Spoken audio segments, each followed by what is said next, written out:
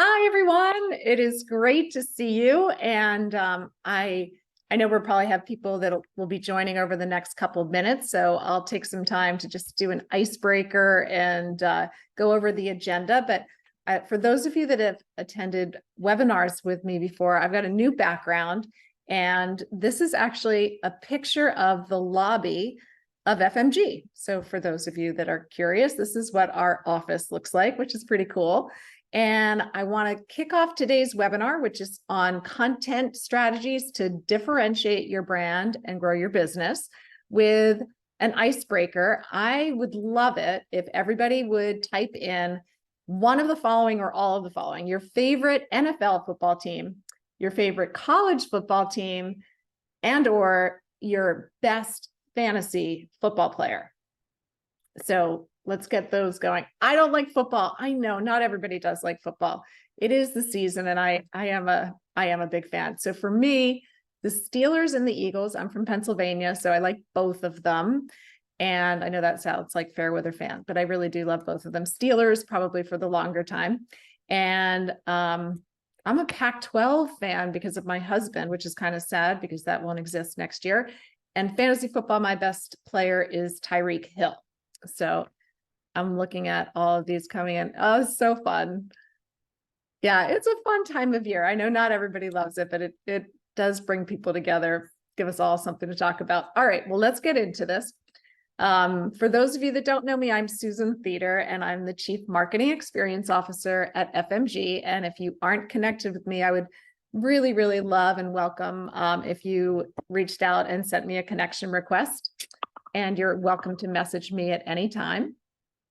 Today's agenda, just so you can kind of understand where we are in the flow of things, is first I'm going to talk about, can your communications impact your success? And I think we all believe it can, which is why you're on this webinar. And is the messaging that you're using today differentiating you? Then I'm going to talk about 5 behavioral science techniques and an ideal content strategy that you should employ, as well as should you use AI, and if so, which one? So for anybody who's attended one of our last webinars, there's some repeat information, which I think is worthy of repeating. And then I've woven in a bunch of new stuff as well. So again, thanks for joining us, and I will get into it. So to answer the first question, is your growth tied to the quality of your communications? And I did do a webinar with Y charts and Sean Brown, and many of you may have seen this, but it doesn't hurt to remember that 90+% of respondents to Y charts survey of advised individuals said that they consider the style and frequency of their advisor's communication when both recommending his or her services to a friend, as well as deciding whether to retain your services. So it is critical. The answer is yes. And guess what? You are not communicating enough. If you haven't heard this, this is important. If you look at the overall, it's about 50% of advised individuals believe that their advisor should or want their advisor to communicate more frequently. And if you look down at the bottom where I've circled the pie charts, those with greater than 500,000 being managed and those greater than 60 years old, it's about 55% believe that you are not communicating enough. So what's the best way to increase your communications? Well, the survey showed that email is still king. And I think for me, that's sort of a, woo, that's good, because that's one of the easier ways to communicate. And that is something that I think all of you can step up and increase the frequency of your communications using email. Interestingly, phone call is 45%, with text being 35%.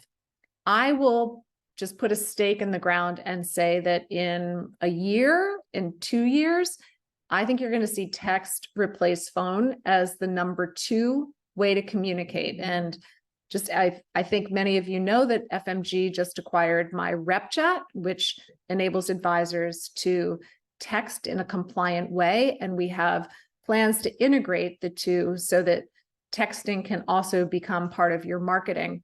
I think this will be an important thing and something that we'll be speaking about more in 2024. You also see direct mail, something to think about. Newsletter, only 7%. So when you think about whether you're communicating frequently enough, I would say that I don't think the newsletter necessarily checks the box for most of your clients in terms of saying, if I get a newsletter once a month, I feel like I'm being communicated with. I think, and we'll go on to talk about the types of content that work best, but you can see, you know, once you get off that first row of this chart, it's pretty low. So then we get into what should you talk about? And Blair, my wonderful partner, is on here, and she's going to interrupt me if there are any questions that she thinks I should ask. So I will pause and just see if anybody's got any. We good? All right, we'll keep going. So what should you talk about? That is a very good question. And this I thought was interesting. This is a study that was done by the Bank of New York Mellon Pershing, company I used to work for. And over 60% of investors believe that most of you make the same promises, making it hard to tell each of you apart. And I think there's a part of that where you might be a little defensive, but on the other hand, another part that says, yeah, I could kind of see that. And so what can you do to break through and not sound like everybody else? Well, this chart is one of my favorites, and you probably have seen it before if you've joined one of our webinars, but this is just the cheat sheet that you should print off and keep in front of you. Look at the two arrows I've got. So in terms of services expected by your clients versus the services they believe, not you believe, they believe they've received, only two of them come close to meeting their expectations, and that is financial planning and investment management. And even financial planning is a 26% differential between the expectation and the belief of having that service received. But look at all the other like yellow highlighted circles that I've got: wealth transfer, trust services, estate planning, tax planning, life insurance, educational planning. This shocks me. Educational planning.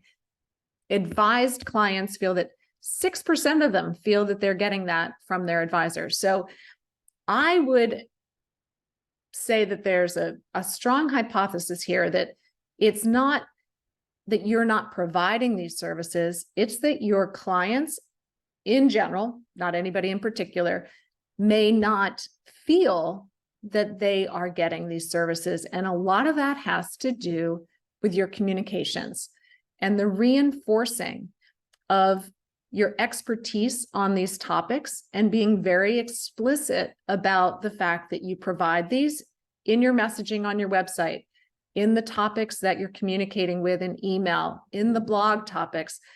And I'll go on to talk about the ways in which you can communicate these topics that are most powerful.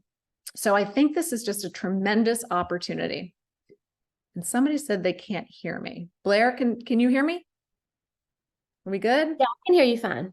Okay, good. So do you feel that focusing on these areas with a greater delta would be a good differentiator? I mean, I think that yes, but I also think that there's a great, the delta is huge for almost all of them. I mean, the delta is smallest for financial planning and investment management. So any of these services that you provide are opportunities to differentiate yourself in messaging. And it's also clear that clients are looking, and your prospects are looking for way more than financial planning and investment management. All these things are, down to almost the bottom. You've got it business succession planning at 80, and below that, under 70, but they pretty much want everything, which of course they do. So the one thing is you think about, okay, so I'm going to focus on the topics that are on the minds of my clients and the services that they expect. Even if I already do them today, I'm going to do a better job of talking about them. But when you talk about them, do not use jargon. So financial planning topics, all of the ones that were listed, tend to have a lot of either acronyms or buzzwords or industry terms that we're so used to using that it doesn't even seem like jargon, but it feels like jargon to your clients and prospects. So this is Sam's rule of thumb, and I love it, which is write like you were writing to a sixth grader or talking to a sixth grader, even better, talking, because a lot of times we just instinctually write more formally than we would ever talk. And we throw in fancy adjectives that we would never use in a sentence. I am now just trying really hard to just gut check myself. After I write something, I ask myself, would I ever talk like that? Writing in a more conversational style and not aiming to, hit it out of the park with the PhDs, but going more mainstream is really important. And here are some examples of the way that you can better connect your messaging with your clients so that they really understand what it is that you do in terms that they understand. So these are 3 examples, and I've got more. If anybody's interested, just write it in the chat and we can send them to you as a follow-up. I'm sure many of you looking at the befores would say, I've got that on my website, or that's something I say. We provide estate planning services for high net worth families. What if you said, we craft legacy plans to care for our clients' families? Just slight tweak, but I'm guessing all of you just felt something a little different. The word care for me really jumps out and just connects. Another one is we help clients minimize taxes. Well, I'm sure you do. But on that last chart, it showed that your clients actually don't think that you do. But what about we help clients keep more of their hard-earned money to use towards their dreams? Right? I mean, that's exactly what I want my advisor to do. I have big dreams and I don't want to give it all to the government. We make sure clients have adequate insurance coverage. We help clients identify solutions that protect what they value most. So I did a brainstorm, and I have it somewhere here. I have about 5 or 6 more, and I can probably create some more. So maybe we'll do a handout on that. But at the core of like, what am I doing here between the before and after? It's really behavioral science, which I know many people have been on webinars or focus on behavioral finance. It's real, and it really does make a difference. And it's a lot in your client experience, but it is really important in your marketing and your messaging. So technique 1 is really what all of those, the statements on the last slide reflect. It's not about how we think, but how we feel. So once you understand that emotions, which I think intuitively we all know, emotions are what drive our decisions, and then we rationalize our emotional decision. So we want something, then we come up with the facts that defend it. So in that last slide, what I did was talk about the emotional benefit of what it is that you do. And the before statement was just describing what you do. And that's just the big difference between hitting on the how we feel, not the rational data points or the what we do. Another technique that I'd love you to think about is that people are afraid to lose. And I think you've probably heard this is not even a concept. It's proven that loss aversion is way stronger, maybe 2 times stronger than any feeling of gain or the benefit of gain. So, twice as motivated to avoid than to achieve. So as you're thinking about content on your website, in any of your mediums, and even in conversations, it is so much more powerful to talk about the downside. The biggest mistakes I see people make, or I've seen people miss out on the opportunity to do blankety, blankety, blank. When you frame that way, it is just viscerally more powerful for them to be wanting to make a decision and act on your advice. Technique number 3 is the power to choose. We all are more likely to make a decision when we're given a choice. So think about how you might be able to parlay that into your business. What if, and I think everybody has probably thought about this or is moving in this direction, but the whole moving to offering a retainer-based model, or moving towards at least offering a pay for an upfront financial plan, which you can charge a lot of money for. But offering different models may be something from a business perspective that will actually help you close more business, because you can say you are free to choose between, and just behavioral science shows that people are more likely to then commit and make a decision. So something to think about. Number 4 is something called labeling, which of course we hear that word a lot, but reinforcing in this way, in this context, it's reinforcing how your client or prospect wants to be seen. So again, as it relates to marketing, it could be 5 top strategies of successful small business owners, or successful small business owners did the following traits of successful small business owners. So putting that label of a successful small business owner, and you can use that for many different things, makes us all want to relate and believe that more strongly than if there wasn't the label. And the last one for today, there are lots more, I love this topic, is the authority principle. So not shockingly, we respond to those who appear to be more knowledgeable. And we all know that sometimes we'll be, in a room of people or know people that just have more conviction and or are louder or just more confident in the delivery of whatever it is they're saying. And it works until you really get to know them, maybe. But we do respond to that confidence and authority and source of knowledge. So from the perspective of marketing, content and communications are what show your expertise. So for example, I love this one. We also, think about it, we tend to put, we look at time and effort as a proxy for quality.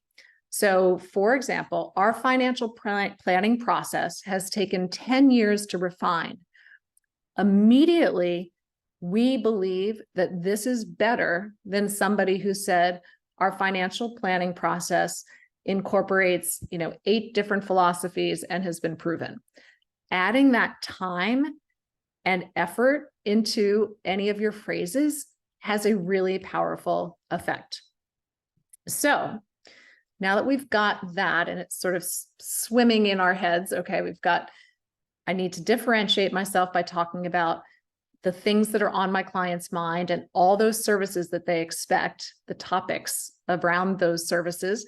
I need to frame them in a way that is more emotionally connective as opposed to descriptive of the how or the what. And then leveraging these behavioral science techniques in your messaging and in your writing and communications will make it much more likely that you're connecting, that they are, again, perceiving that you are providing that expertise on all of those services. And obviously it's going to help convert any prospects.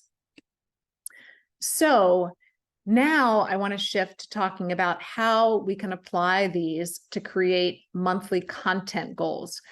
And like anything, yes. So I was just looking in the Q&A, and since you're about to be talking about monthly content goals, there was a couple of good questions.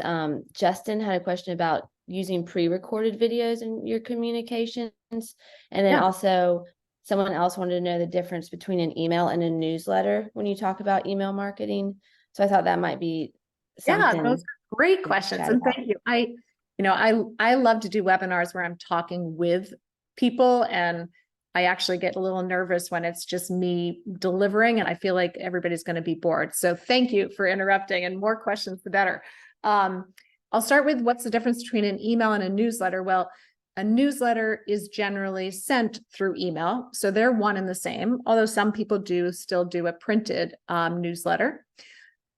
But email is so much broader than just a newsletter. An email can contain a video. An email can contain links to your website, to your blog.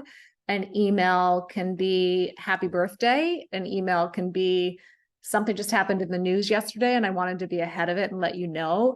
So an email is just a vehicle a newsletter is a type of content. So I hope that helps. And then how about pre-recorded videos? I definitely think that pre-recorded videos are fantastic. And the word pre-recorded almost makes it sound like it's something not great, but of course it has to be pre-recorded because you have to record it and then send it. So videos and content are fantastic. I like to talk about marketing as an ascendant journey. So sorry for people that have heard this before, but I just want people to feel that there's no bad marketing. Well, once you're trying to follow best practices, if you're not doing a podcast or you're not doing video, it doesn't mean you're not doing a great job. There are foundational things that you need to do before you move up the ladder of marketing. And I think I always say that your website is the most foundational element and the thing that you need to master first. And then I move to email. Then I move to social. Then I would move to probably either, you could debate depending on your personality and interest, webinar, video, and then maybe podcasting on top of that. But you really want to make sure that you're almost perfecting. It's like 101, 201, 3. You want to perfect each before you're really going deep on the next. And starting with the foundational 3, website, social, and email, to me is really where where I think all advisors can really make a difference in their business. So I will go on and thank you. And does FMG have video scripts? Actually, at this time, we do not, but it's something that we're considering. And right now, for our Do It For Me customers, I work with Proudmouth. We have a wonderful relationship with them, and I write blogs, and Proudmouth turns them into podcasting scripts. And I think a really easy thing would be to turn them into a video script. We just actually, I'm digressing a little bit, but we did just actually, I'm testing taking the Thanksgiving. I have a Thanksgiving email that I wrote, and we're testing putting that into a script format so that advisors who wanted to could record a video of that. So almost, it will be my answer to that. Okay. So when we think about content and you think about, is this really going to work? And is communications really important? Absolutely. So we all know that people are looking online, they're doing research before they're coming to you. I think studies are showing that it's 2 weeks of research before they even decide to call you. So they are looking at your website, they're looking at your social, and 63% of consumers, and this was an e-money study that surveyed 2,000 consumers, so a pretty healthy survey sample. 63% of them said that informative and educational content would make an advisor stand out. So just think, if you follow that list of content ideas, you follow the behavioral science method of writing about them, and you do it on a consistent basis, you will absolutely stand out. So to take this to a sample monthly goals. So this is actually my goals for our Do It For Me program. And it's based on, we've tested this and been refining this. There's no magic number, and everybody has different businesses and it would differ. So this is definitely a generalized approach, but one that I think is doable. And I always say, don't start by thinking I need to do, post 10 times a week or I'm going to be a failure. Start with something that is doable and move up. So from a blog perspective, I always start there. Think of your big macro topic ideas, 2 to 3 a month. And I would do one financial planning oriented, one that is either timely because there's something happening or it's the time of year when something's timely, or human interest. Actually, the human interest ones sometimes do even better than the financial ones. Actually, most often do better. Then for email, all your blogs can translate into emails. So there you've got that covered by repurposing them. But I think of one timely. So once a month, usually there's something happening. I mean, I wake up and I just am looking at the news and trying to think, is there anything that I should write for advisors so that they could send it out and be ahead of it for their customers? And then again, 1 to 2 planning related, which typically can just, waterfall from your blogs. And then a newsletter. A newsletter is still a great vehicle. It just, because it's so one-to-many, not that these others aren't going one-to-many, but because it feels less, probably feels the least personalized or least personal, I think it just doesn't necessarily count. And this is not something I have research on, but I think it just doesn't have the same impact when the consumer or your clients are thinking, how often does my advisor communicate with me, or are they communicating enough in that sort of quality way? And then social, I think you should try to do 2 a week, 2 posts a week, and possibly 3 a week, getting you to 12. So that's where I aim. Again, same kind of formula: financial planning, sharing media articles. So over the weekend, if you read a couple interesting articles, share them during the week. And obviously we want you to write a caption. You don't just say, check this out, write why it was interesting to you, and think about your audience and why they might find it interesting, and share some tidbits that you think would be of value to them. And then try to also share content that is non-financial, or at least maybe tangentially related.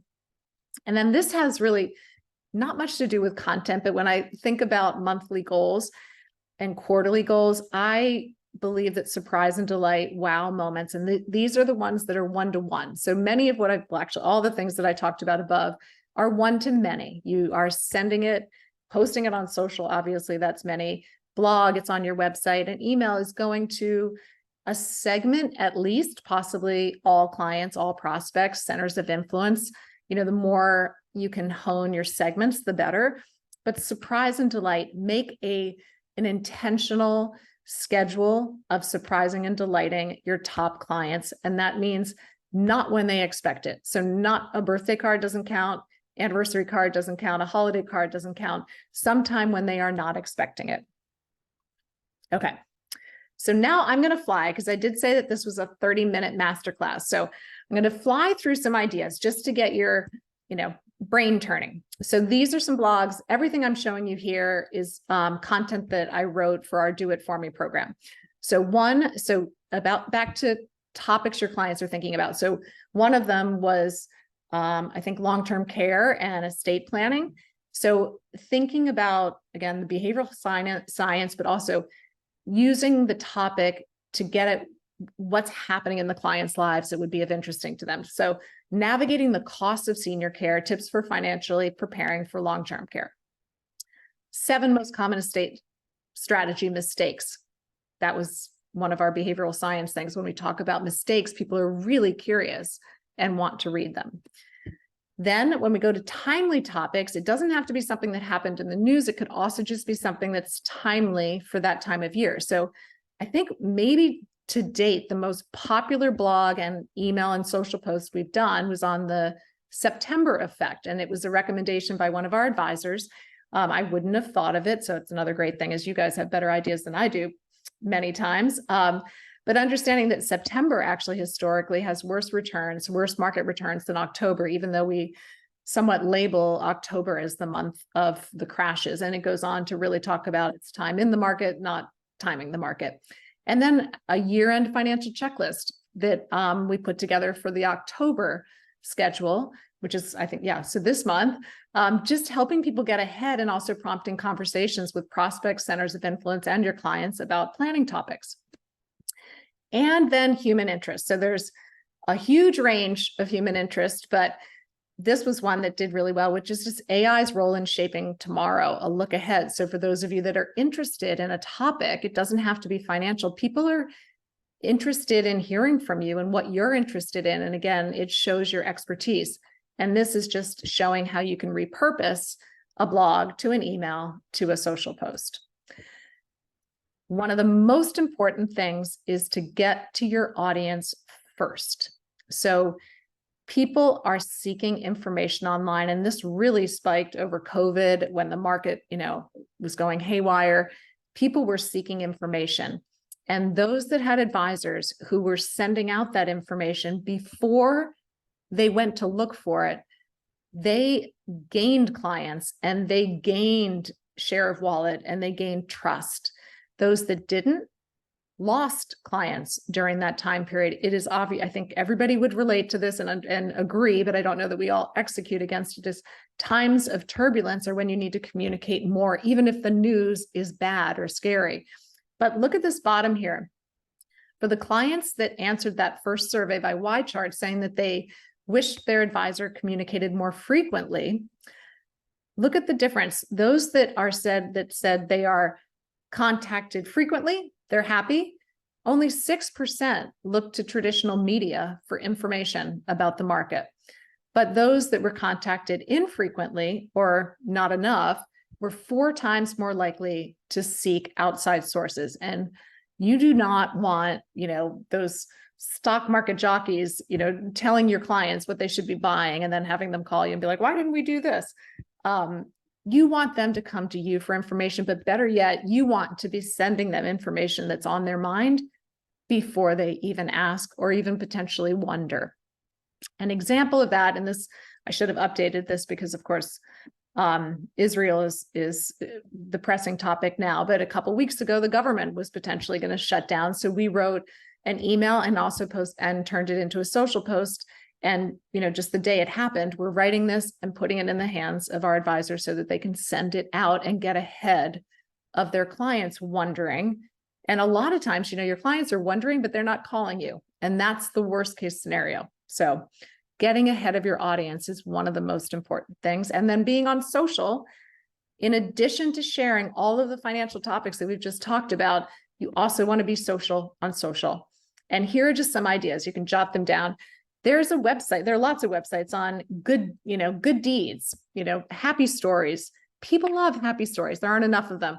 So I'll just Google and find one that I like, and I'll write up a social post for our Do It For Me clients so that they can share a good deed story. That's something all of you could do. Sharing your favorite quotes. We all have favorite quotes or those wood blocks that have sayings. Those are great as well. And then I'm sure you guys do speaking opportunities, or you're invited on a podcast, or you volunteer somewhere, or you get some recognition. Those are all great opportunities to post on social. And I read an interesting stat that said that 58% of consumers said that they would be open to hearing from an advisor on social media. So social media is being social. It isn't just about posting. You actually have to be proactive and converse with others to make it really work for you. So just putting up a post is absolutely important, because when prospects are looking you up and looking at your profile, you want to appear to be an expert, back to the behavioral science. But where you're going to enable yourselves to convert and get leads from it is by proactively messaging people and proactively connecting with ideal prospects and centers of influence and clients, and commenting on their posts. And if you are doing that frequently, I promise you, I guarantee that it will make a difference. So I'm at the half hour, but I'm going to go quickly through this because I think it's interesting. So should you use AI to help you write content? And if so, which one? So I think the answer is yes, to help. It is not a silver bullet, and I'll show you why. But what's interesting, I'm not sure everybody's, using, there are a lot of different solutions out there. From my perspective, I have 3 top choices. It's ChatGPT, Claude AI, and Bard, which is Google's version. And I just wanted to show you the differences in case you were interested. So ChatGPT is only trained on information on the internet through December 2021. So if you ask it about anything that happened between 2021 and now, or obviously like January 2022, it doesn't have anything. Claude AI is just about, not even a year old. So it's trained up pretty currently. And Bard is real time because it's off of Google. So you could go on Bard and ask it to write you a summary of something that happened yesterday. Can you upload attachments? So sometimes, you'll have a PDF or you'll have a big Word document. You can actually upload that to Claude. It has a little, paperclip thing like we're used to, and you can upload that and not even have to copy and paste it, and it can give you a summary or work from that. Bard and ChatGPT do not have that. The other thing that I think is really important and interesting is that if you've been using either of these, you've probably seen it happen. ChatGPT and Bard have a character limit or a word limit. It's actually called tokens, but I'll put it into more normal speak. And Claude has a much, much, much like dramatically bigger. And these are approximate because tokens don't translate directly into words, but Claude does not have that same limit. None of them can browse very well. So if you say, can you find me an article that talks about blank? They don't do that well. I will say Claude has found me a couple articles, but it's also found me links that don't exist. So it's a little here and there. And then customization feature on, they have the ability for you to input personalized information or basically customize how you want ChatGPT to respond. So you can say, you know, my tone is this, my style is this, my voice is this, you know, this is my job. So you can put all this information in, and I've tried it. It's okay. It's not always great, but it's a cool feature. And if it worked better, it would be, you know, I think a strong asset for ChatGPT. It still is an advantage, I think, for them. So I wanted to show you, I just clicked ahead. I wanted to show you the differences. And honestly, every time you use them, it could be different. But I just did a really simple prompt where I said, write me a social post on Roth IRAs. So I didn't give, you know, prompt engineering is becoming a whole new career opportunity for people. So it's all about the prompt that you use, and writing a prompt that just says, write me a social post on Roth IRAs is like a F prompt because I didn't give it any context or how long I wanted it or what I wanted it to say or what my style was, but I wanted to see what they would throw out. So ChatGPT just wrote a paragraph, not bad, but not great. It didn't really, like if I was posting this, I don't think it would hook anybody, and it's not scannable. And I don't think it really gives any benefits. Like you're always thinking, if this was in my feed, would I stop and read it? And would I be like, oh, interesting. I'd say, This is Bard's answer. So Bard went much more into like a lot of detail. So it came up with limits, and it showed, you know, dollars and just a lot more detail. So that's good. But I had to put this in 7-point font to get it in the slide. So this would be too long for a social post. And then this is what Claude AI came up with. And you probably can tell my bias lately, and this may change by next month because 3 months ago I was using ChatGPT more. Right now I keep all three open in my browser. But in this case, I would definitely say Claude AI came the closest. And why I show you these is that in none of these, this one's pretty close, but you would never really, I don't think you should ever look at AI as the solution. I think you should use it as a tool to give you a first draft. And the first draft might stink. So you'd go back and give it another prompt and say, no, you missed the mark, redo it. And sometimes I'll do that 3 times and just realize it's just not going to get the voice or what I'm aiming for, so that I'm writing it myself. So it's a great way to get efficiency, but it is not a silver bullet. So I wanted to take you through how I use AI and how I come up with my monthly calendar and execute it for the Do It For Me program. This is just to show you it's not that easy. So I have my content goals. I do have, you know, AI tools that I can use, but I'm going to take you very quickly through. So to come up with 2 to 3 blogs, I'm trying to think of what topics. I'm thinking timely, I'm thinking financial planning, I'm thinking, you know, just what's trending. Then I do research. I find other articles that are on that topic or close to that topic that have components of them that I'd like, but I never go with just one. I try to find at least 3 so that I'm combining multiple approaches and multiple types of information. Then I kind of copy and paste all of those into AI and say, write me an outline based on these 3 articles. And again, probably why Claude is working better for me, because I'm copying in long form text. Then I get the outline from AI and I have to massage it a lot. I might go back and forth with AI a couple times, but I still have work to do.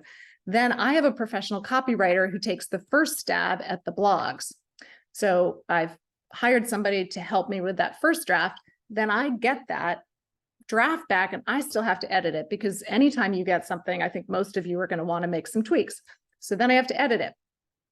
Anyway, then I've got to find images. Then I've got to turn it into emails. I want to version them for all of the segments that our clients might want. Then I come up with social posts. I have to find images. I have to think about what's timely. I have to think about how to write them in a very, very authentic way that when you write a social post, I find social posts more work to write than emails even. Then, of course, you want to make sure that you've proofed everything, that you've edited everything, that it's compliant.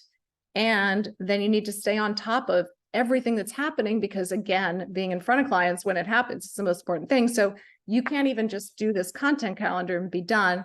Every day something could come up that's important for you to write. So that's my schedule.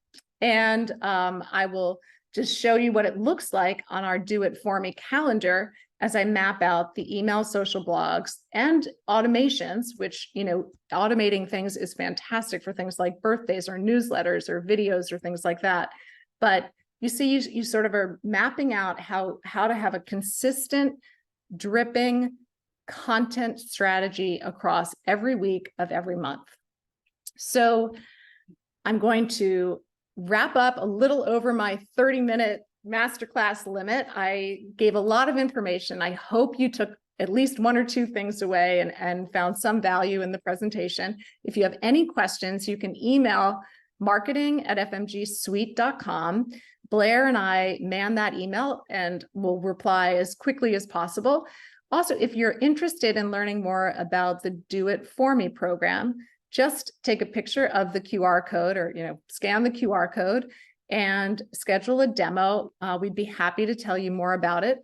If you do believe that content, consistency, and frequency and style of communications matter, but it sounds like a lot of work, it might be something that you want to consider. So with that, I want to thank everybody for your time. Hopefully I've given you some time back in your calendar if you blocked the hour, and I hope you'll join us again.